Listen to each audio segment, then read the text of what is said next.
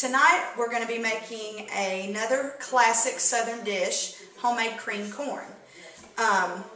If you've had cream corn out of the can, once you have this, you'll never be able to eat it that way again. This is by far the best way to eat it. The corn's nice and fresh. So you start with fresh corn. I like to buy the kind that's in the husk. I already took the husks off, cleaned all the silks out, and rinsed it good. And so this is what we start with. I like to cut mine off. I have this nifty little corn cutter, which actually you just run down and it cuts it off really easy like that. Or if you don't have this, the way that you can do, everyone has knives in their kitchen. So what you want to do is you don't want to cut it off in one big chunk. To make the best cream corn, you want to go down, cut just a little off the end like this.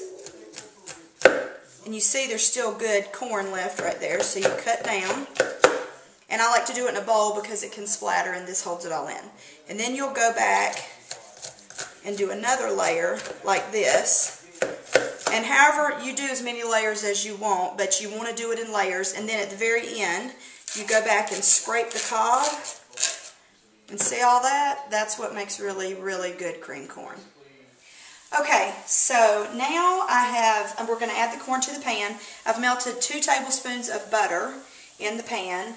If you're watching your calories, 2 tablespoons of butter is good.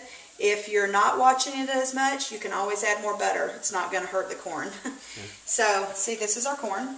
We're going to add this in.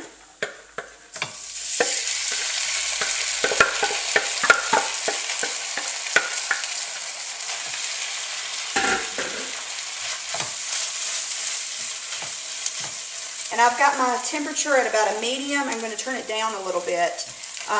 Corn will scorch if you cook it too high, and then you don't want to eat it. So I would say to cook it between a medium and medium-low, depending on how hot your stove is. We're going to add some salt and some fresh ground pepper. Just give it a stir. And then you're going to just let this cook over medium-low. Mine's on a medium-low. And just about every 5 minutes, 3 to 5 minutes, you need to check it and stir it to make sure that it's not sticking. If it is sticking, turn your temperature down a little. And we'll check back when we see the finished product. Okay, the corn is still cooking.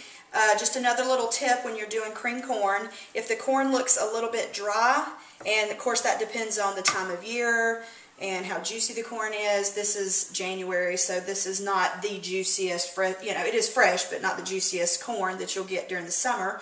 And so I'm going to add a little milk, and that helps make it creamy too. You could also, like I said, if you're trying not to watch the calories as much, you could add heavy cream or half and half. But I'm going to add just a little bit of milk. That was probably about 1/3 cup of milk. Just stir it. Get it all mixed in good. You don't want it soupy. You just want to give it a little bit of, so it looks kind of creamy, like cream corn. That looks good. So we're going to just continue to let that cook. And that's it for now. Okay, so this is the finished product of our cream corn. A couple of little pointers.